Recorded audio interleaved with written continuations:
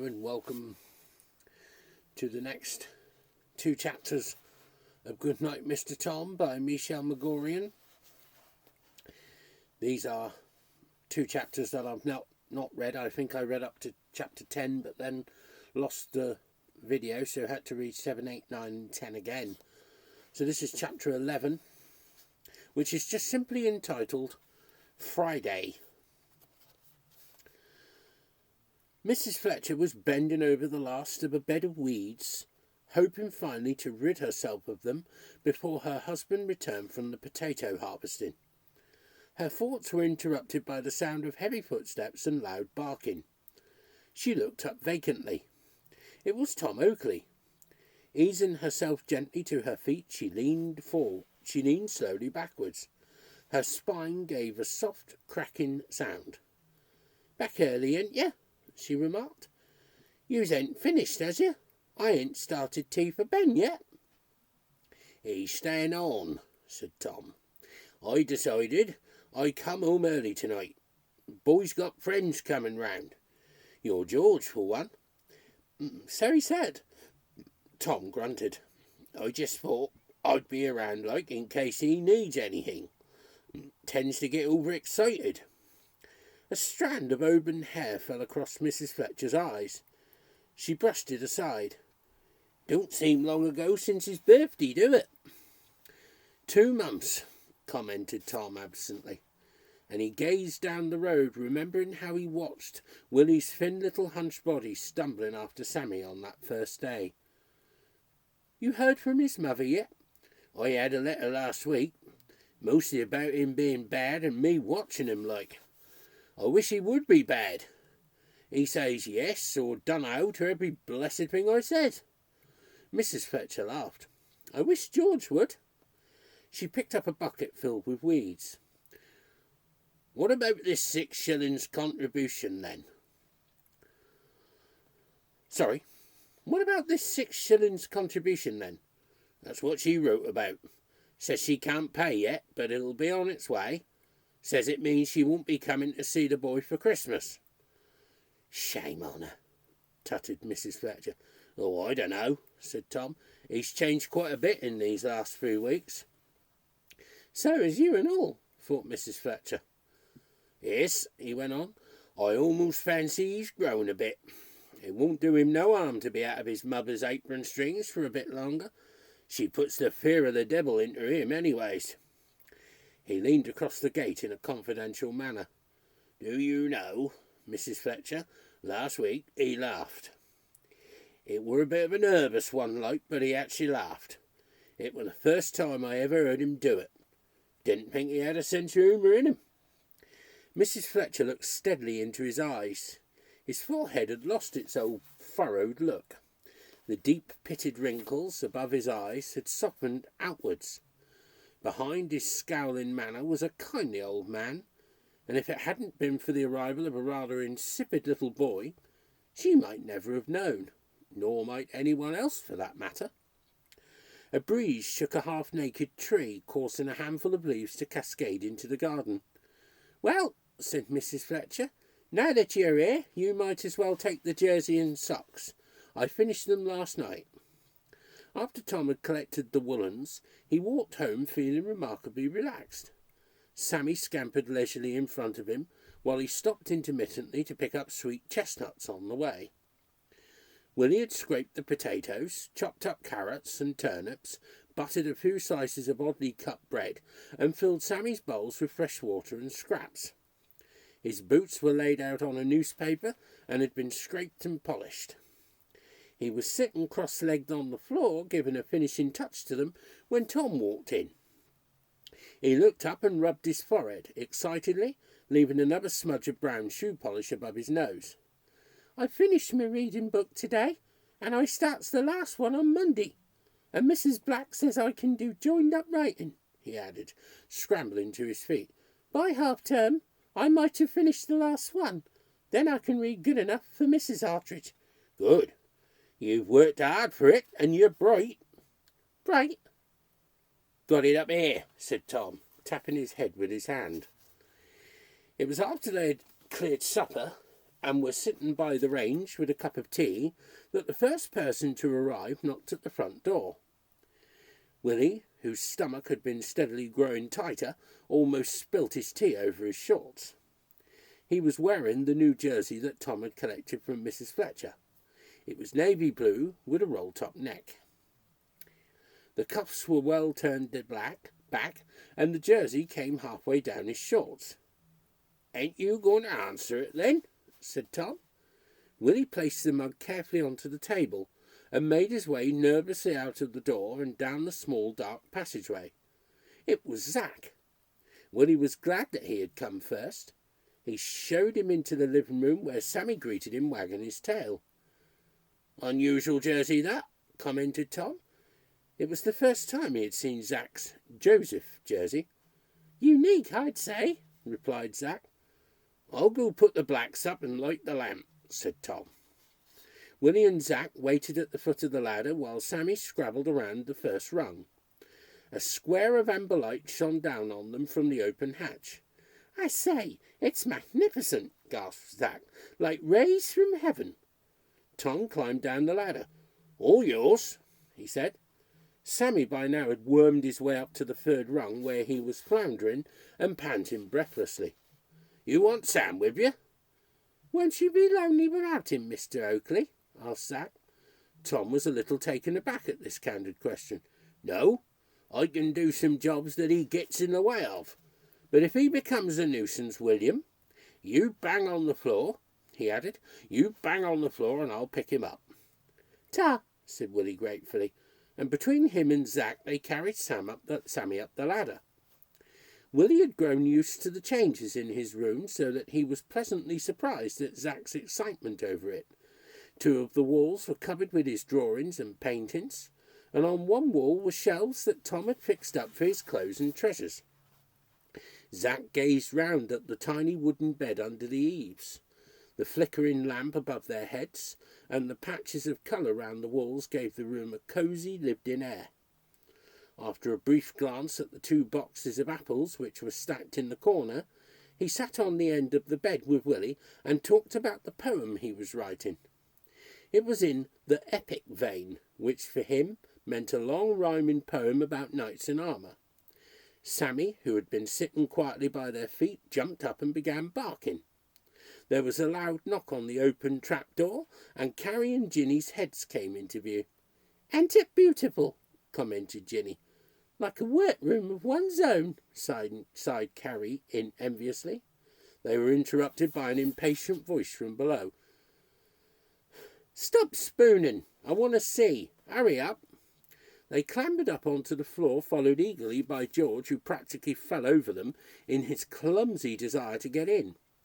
All 3 of them stared silently at the walls. "You never done these, did you?" said George. There was a drawing of the oak tree, 2 brave attempts at Sammy, a painting of 5 children blackberrying, one of a library with people sitting and walking round, and several sketches of boots and flowers and half-eaten sandwiches. "Sheer genius, aren't they?" said Zack, thrusting his nose upwards. "Wizard choice of friends I have, don't you think?" "Why has you got all them words written under them?" asked George. Willie flushed. "Is it for learning to read?" said Carrie. He nodded.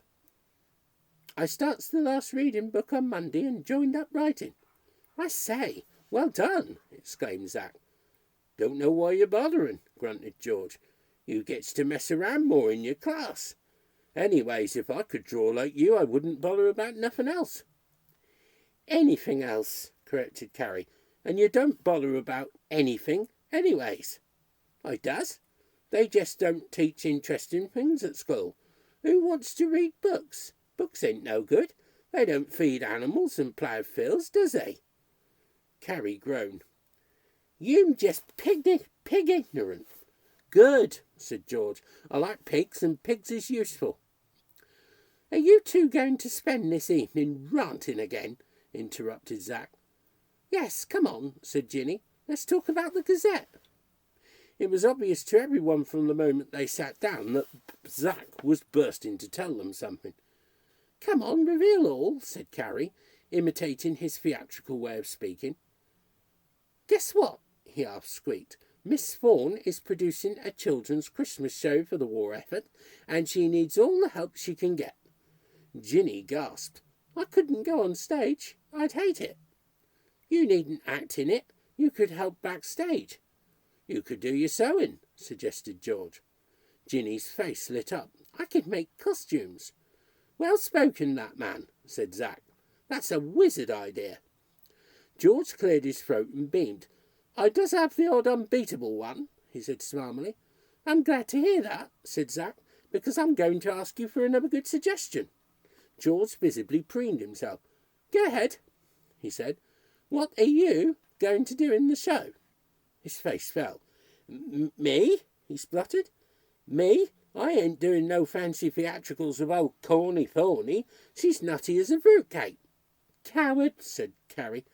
I ain't going to do it, he protested, and that's a fact. I vote we bring this meeting to order, said Ginny sharply. Zack looked at George. Well, he said, are you going to be courageous or not? Coward, repeated Carrie. Oh, all right, said George crossly. I'll do it. Whizzo, that's two. What about you, Zack?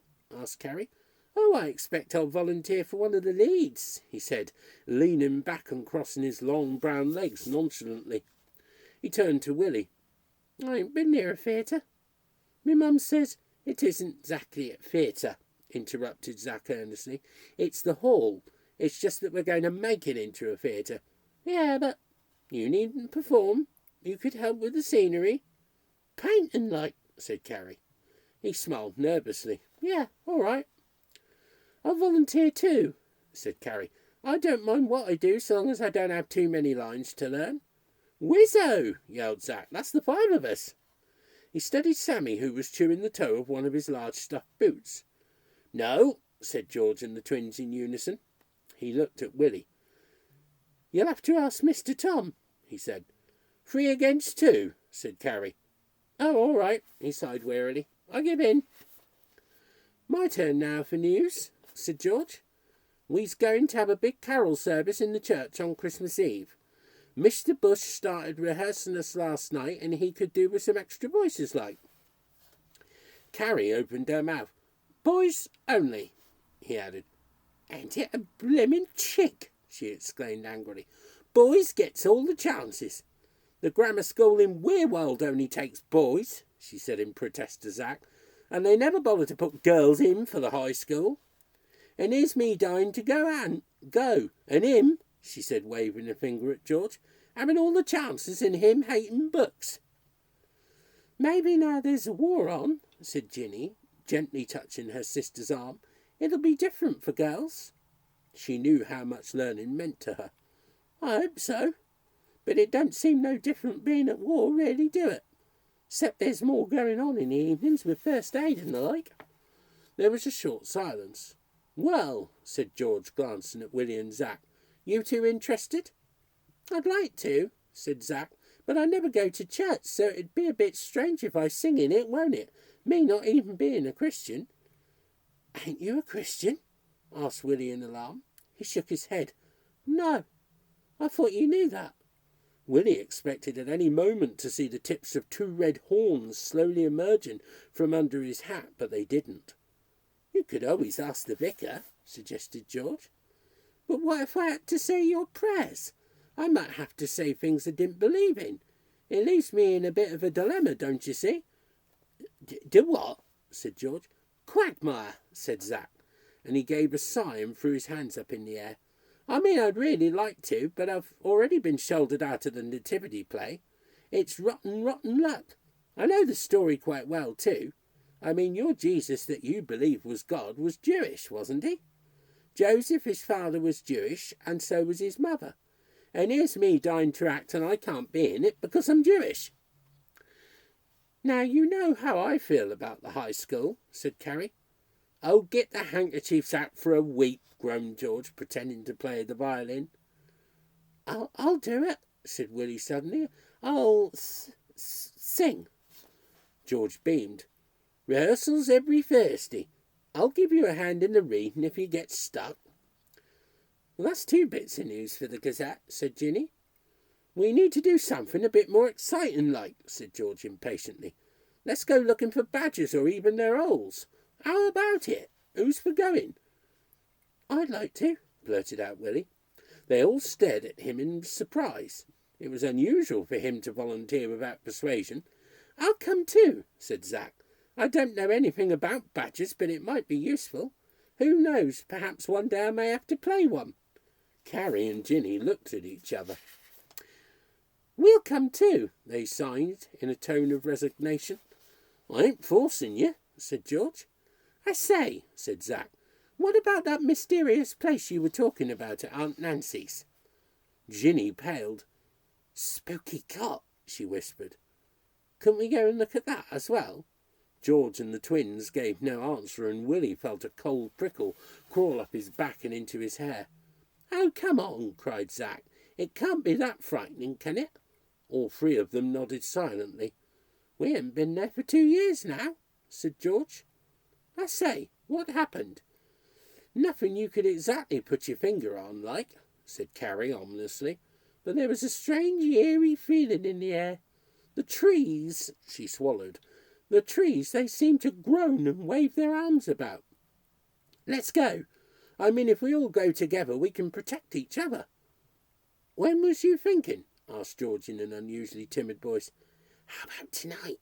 Whispered Zack. Ginny gave a shiver. Or, he continued, Halloween. And he gave a shrieking imitation of a cackling witch.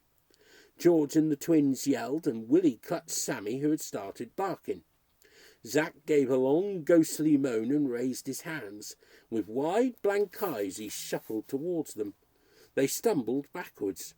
Willie tried to calm Sammy, who was jumping about excitedly. That's enough, said Ginny crossly. Oh, all right, spoil sports, he said, feeling disgruntled, and he sat down, missed his cushion, and landed with a painful thump on the floor. This time it was the others who laughed. He rubbed his bottom vigorously, looking very hurt. They were interrupted by a knocking on the hatch. Blimmin' heck, said Carrie. Now we're for it, whispered her sister. I told you we was making too much noise, and she glared at Zack. Don't foist all the blame on I, he retorted. Willie lifted it up to find Tom standing on the steps, with a large tray in his hands. On it was a jug of lemonade, 5 cups, a plate of ginger snaps, and a bowl of nuts. Beside it was a small saucer of salt. Hot chestnuts, yelled Willie. They has them in London when it's Christmas. I seed them sell 'em in the streets lots of times, but I ain't never tasted them like. Well, maybe you could use them. Rather, cried Zack. Mr. Tom, you're a real brick. Am I? He mumbled. He looked around at their delighted faces and began to feel embarrassed. You best eat them before they gets cold. Sammy wriggled into his arms and pushed his head underneath Tom's chin. Had enough of you, boy, he said, picking him up, and with that he gave them all a brisk wave and disappeared down the steps, closing the hatch quickly behind him. He's a real decent sort, Will, said Zack. You're awfully lucky being landed on someone like him. Willie smiled. He'd known that since that first bewildering day. I'm lucky too, he went on, with the doctor and Aunt Nancy. That's 'cause they're daft like you, said George through a mouthful of ginger biscuit. I don't think Christine and Robert King are very happy, said Ginny. They're staying at one of the Tide cottages at Hillbrook Farm, and they has to earn their keep, especially now that John's gone. Robert fell asleep in history on Monday, said Carrie. Don't blame him, said George. Don't blame him, said George. And Christine told me, continued Ginny, that Mr. Barnes threatened to have their dog put down if they didn't work hard enough. Here, have a chestnut, said Carrie, flinging one into her sister's hands. Yes, let's eat, added George. After they had devoured the nuts and drunk the lemonade, they discussed who would write what for the Gazette. It was unanimously decided that any drawings or illustrations would be done by Willie. Zack was to finish his epic poem and write a report on the Christmas show. Carrie would put in a bit of news regarding how the war was affecting the supply of sweets. Ginny was to write about the wonders of the first aid group, and George about his beloved badgers. The meeting had ended, with everyone feeling very satisfied. They scrambled down the ladder, yelling their goodbyes. Willie watched them as they ran through the graveyard and climbed over the wall to the lane.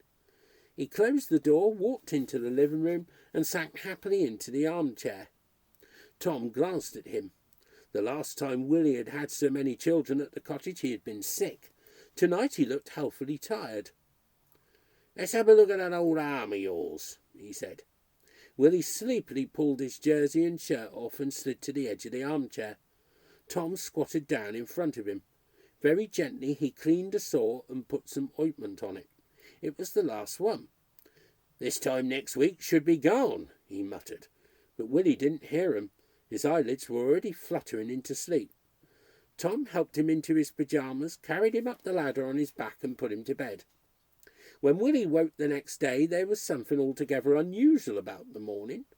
He lay in bed for some time and stared up at the ceiling, trying to puzzle it out. Finally, he gave up and clambered out of bed.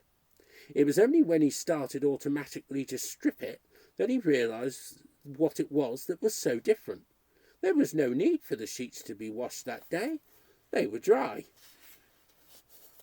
Chapter 12. The show must go on. November had been a damp and drizzly month, bringing shorter days and causing aggravation to those people who found it increasingly difficult to travel in the blackout. Tom had meanwhile dug up his turnips and set to work hedging, digging ditches and helping out with the other farms when the extra labour was needed. Willie would return from school to find the living room filled with the musky perfume of freshly cut branches burning in the range. All evacuees had left the village and outlying countryside, except Willie and Zack, Robert and Christine King up at Hillbrook Farm, and the 4 Brown children at the vicarage. Brown with an E. David Hartridge had become a fully fledged pilot and was looked upon as a hero. His few short visits to the village caused great excitement. While little Weirwold was returning to normality, events in the larger world continued to escalate. Heckler had escaped a bomb blast in a Munich beer cellar. German aircraft had parachuted mines into the Thames estuary. A British merchant cruiser had been sunk by German battle cruisers. Finland had been invaded, and Helsinki had been bombed. But these events of war didn't really disturb little Weirwold, except for Miss Amelia Fawn, who had to recast the Christmas show as each evacuee left for home. It was now the first week in December. The last of the swallows had gone long ago, and now the black outline of rooks could be seen flying around the ploughed fields looking for grubs. Cold, icy winds swept under the gaps of cottage doors, rattling them fiercely. It looked as though it would be a hard winter. Willie had completed the last of the learning to read books. His reading was up to standard for Mrs. Hartridge's class, and his writing was progressing well. He now needed to learn his tables up to 6 times, and also be able to do multiplication, addition, subtraction and division, tens and units, shillings and pence, and have a basic knowledge of simple weights and lengths. It all seemed quite endless. Tom thought that once Willie had finished his final reading book, he wouldn't want him to read to him any more. But Willie loved to sit back and listen to his voice, and so the stories continued. They had now almost finished Exodus, and were in the middle of the Wind in the Willows. Meanwhile, the first Gazette had been completed, but Carrie and Willie were the only 2 with any staying power, which meant that 2/3 of it were filled with Carrie's words and Willie's pictures. The remaining third consisted of some jokes from Zack, a few sentences about animals from George, and a patriotic essay from Ginny about how collecting salvage was helping to win the war. There was only 1 copy, and this was passed around the village for a farthing to a read. Most of the money collected was given to the war effort, and a bag of Godstoppers and aniseed balls was bought with the rest. Once the first Gazette was completed, they decided to move on to something else. With Christmas only 3 weeks away, their days were hectically filled, making presents, hanging up decorations and rehearsing. The show that Miss Fawn was producing was an adaptation of A Christmas Carol by Charles Dickens. Zack was playing Bob Cratchit, Mr. Fezziwig, the Ghost of Christmas Present, and the Ghost of What Might Be. Carrie was cast to play Mrs. Fezziwig and the young woman who had fallen in love with the youthful Scrooge, while Ginny hid in the school, happily making costumes with Miss Fawn's older sister. George had been tried out in a variety of parts, but each time he stepped on the stage he would stand with his legs and arms splayed out and drone monotonously. Miss Fawn suddenly hit upon the idea of casting him as the ghost of Marley, Scrooge's ex-partner. It would need no acting ability from George. One winter afternoon, while they were rehearsing, something happened which stunned everyone involved in the play. Willie had already helped paint the scenery, but had been asked to take over as prompter when Matthew Brown had been suddenly whisked off to boarding school. He usually sat with the prompt book next to Miss Fawn. His head still spun slightly as he followed the words and looked upwards intermittently to see by the expression of a face if someone had forgotten their lines. But after a while he soon knew large chunks of the play off by heart, and could occasionally prompt without looking at the book. It was difficult at first. Initially he whispered the line, but it was embarrassing to have to continually repeat himself after a series of pardons and whats, and he soon discovered that if he spoke a line clearly and loudly he wasn't noticed as much. On this particular afternoon Willie sat as usual with the prompt book resting on his knees. His forehead frowned into a tense concentration. The blackouts were already pulled down over the hall windows. Willie liked it that way. It gave an air of mystery and excitement to the rehearsals. Carrie was the only one on stage. She stood with her hands clasped tightly together and stared frantically at the curtain rail, her face racked with pain. "Carrie, dear," said Miss Fawn, "you look as though you've got wind." "It ain't fair," she retorted, scowling fiercely. "Isn't," corrected Miss Fawn. "It isn't fair," said Carrie. "I feels daft pretending to speak to someone who isn't there." Miss Fawn gave a sigh. Her long, willowy legs splayed outwards into a ballet tic-second. Although she was terribly fond of the children, she found that working with them was like banging her head against a brick wall. Zack was the only one who showed any real talent, and he was more of a performer than an actor. He played himself all the time, using his characters to display his many theatrical talents. He was still trying to persuade her to have a tap routine in the play. She stared up at Carrie, slapping her forehead with the palm of her hand. "Has anyone seen Christine or Robert King?" she asked, turning to the others who were sitting at the back of the hall. "No, miss," piped Lucy. Robert was playing Scrooge. "We'll do the crone scene, then." "Christine's in that," chorused three at the back. "So she is," said Miss Fawn. "This really is too bad. We've 2 weeks to go and we are nowhere near being ready." She glanced at Willie. "William, stand in for Christine." "But it's a girl's part," said George. "Well, we'll just have to have a male crone for today," replied Miss Fawn in a dangerously quiet voice. Willie crept nervously on stage with the prompt book in his hand, and was joined by the others. "Begin." He read out Christine's part, giving an imitation of all the inflections in her voice, at the same time prompting those around him when they forgot their lines. "No, no, no," cried Miss Fawn. She looked around. "Someone else prompt." "Then he won't be able to say his lines," said Carrie. Willie?" she added nervously as Miss Fawn glared threateningly at her. "I'll prompt," said Zack. Miss Fawn didn't think this was too good an idea, but time was precious, so she agreed. "Now, William," she said, "do you think you can remember the moves?" He shrugged helplessly. "Well, let's try, shall we? And, William—" "Yes, miss?" "Imagine that it's very cold and dark, that you're old and hungry, and that you love stealing and making trouble for people." Willie looked at her dreamily. "Did you hear that?" He nodded. "Good. You have the first line. Start when you're ready." Ready? He asked, feeling a little puzzled. When you feel that you're that horrible old man. Willie withdrew into himself. He remembered an old tramp he used to watch down by the tube station near where he lived. He was hunched and he dragged his feet when he walked. He also remembered times when he himself was so hungry that he couldn't stand straight for the cramps in his stomach. Miss Fawn watched him grow visibly older.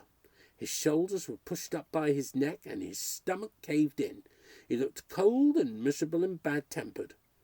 Zack found himself totally mesmerised and placed his finger on the page so that he wouldn't lose his place. Then Willie began speaking. His voice was harsh and mean. The others on stage stared at him and someone giggled. "Carry on," interrupted Miss Fawn firmly. The three on stage with Willie joined in as best they could, but they sounded as if they were reading out lines from a school book. Willie carried on imagining that his dirty feet were wrapped in rags and newspapers, and when the scene came to an end he shuffled slowly off the stage. "I say," whispered Zack. "You'll say nothing for the moment," said Miss Fawn. "Let's do that scene again. You're beginning to get the idea, William." They rehearsed the scene over and over again, and as they repeated it, Willie believed more than ever that he was the old man. He found himself suddenly reaching out and touching someone, or making some wild arm movement without thinking. He didn't understand what Miss Fawn meant when she told him to keep a gesture. How could he keep something that just happened? When Miss Fawn finished working on the scene, he heard his companions sigh with relief. "I'm fair done in," one of them said. "How strange," he thought. "I'm not tired at all. I could easily have gone on." He came down the tiny steps at the side of the stage and sat beside Zack. "You're good," whispered Zack. "Good? How do you mean?" "You're a good actor." Willie didn't understand. He thought that being an actor was tap dancing and playing the fool. All he'd done was to make a picture of someone in his head and worm his way inside it. He took the prompt book back from Zack and began his old job again. For the next half hour the rehearsals took on a sudden lift, and everyone began to dare to try things out without feeling foolish. The only thing that spoilt it was the absence of Robert. He was in nearly all the scenes. Finally, Miss Fawn refused to wait any longer and told them to take a short break while she left the hall to make a phone call to Hillbrook Farm. Willie found himself immediately surrounded. Lucy slipped her hand into his. He flushed and pulled it away. "Dunno what you're on about," he said quietly in response to their praise. "I just pretended I was someone else, that's all." "I really believed you was that horrible old man," said Carrie in admiration. "And so did I," thought Willie. He was puzzled. He didn't understand why they were making so much fuss. "You're a natural," said Zack. "When you talked, it was like you'd just thought of it. How did you do it?" "I just listened to what someone said and answered them like." All the sudden admiration unnerved him. He felt lonely being so different. To hide his fear, he asked Zack to tell a joke and do his funny buffalo step. Zack hesitated at first, but luckily someone who hadn't seen him do any tap dancing egged him on. Willie was soon forgotten and became mixed into the group again. Zack stopped. He heard Miss Fawn open the outer door of the hall. She flung the inside door to one side, was about to slam it but changed her mind, and closed it behind her in a quiet and controlled manner. Her face was pale, and she was wringing her hands in agitation. "Sit down, everyone, please." They did so immediately. She walked slowly towards her chair, sat down, folded one leg over the other, and placed her clasped hands over her knee. "I'm afraid I've just had some rather bad news. Robert and Christine's mother came early this morning and took them back to London. It seems she felt they were being used as unpaid labour. This means that we have no Scrooge." "Oh, no," cried Zack, amidst the loud wails of disappointment. "Does that mean we can't do it?" asked Carrie. There were only 2 weeks till the performance. They had all helped with scenery and costumes. Did this mean that all their hard work was wasted? Miss Fawn turned to Willie. "William," she said quietly, I'd like you to play the part of Scrooge." Willie felt an intense tingle pass from his toes to the roots of his hair. He looked up at her. Everyone's face was turned to him as if he was their last chance. "Will you?" He nodded. "Oh, well done!" cried Zack. "Hip, hip, hooray!" "That's enough," interrupted Miss Fawn firmly. "We have a lot of work to do. We'll start with Act 1, Scene 1. Those not in the scene will have to take turns prompting. We must all pull together and help." She turned to face Willie. He was standing quite still, feeling both paralysed and yet at the same time filled with a flood of energy. "Don't hurry," she said. "Everything has its own time," he whispered, and he blushed. "That's what Mr. Tom says." "That's right," and she gave him a warm smile. "We'll go through the blocking first. Take my script and pencil for now." The blocking was all the various moves which made up the pattern of each scene.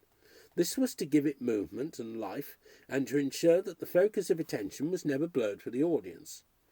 Willie half mumbled and half read the script as he penciled little letters around the sentences. Miss Fawn had taught them all the names of the different stage areas. There was downstage right and left, and upstage right and left, up centre, down centre, and of course centre plus many others, such as left of so-and-so. To the ones who were watching, Willie seemed very bad. He stumbled and droned and scribbled in his book like someone half asleep. But Miss Fawn knew that as soon as he had got rid of the book and started working on the character of Scrooge, he would be very different. It was strange that she had never thought of him before, for she now remembered how quickly he had learnt poetry when she was helping him learn to read. But then hardly anyone noticed him when he was around. They only noticed his absence. She stopped rehearsing when they reached the end of Act 1. "Well done, William," she said encouragingly. "Well done, everyone. You've all worked very hard." Willie looked up a little bewildered and then back down at his script. The words were beginning to cease being just shapes and pictures. There was something else in them. He felt breathlessly excited. "William," said Miss Fawn, interrupting his thoughts, "keep my script and look over the scene we've blocked. The next rehearsal will be on Monday night after school. We'll block Act 2 then." Willie walked shakily out of the inner door to the porch.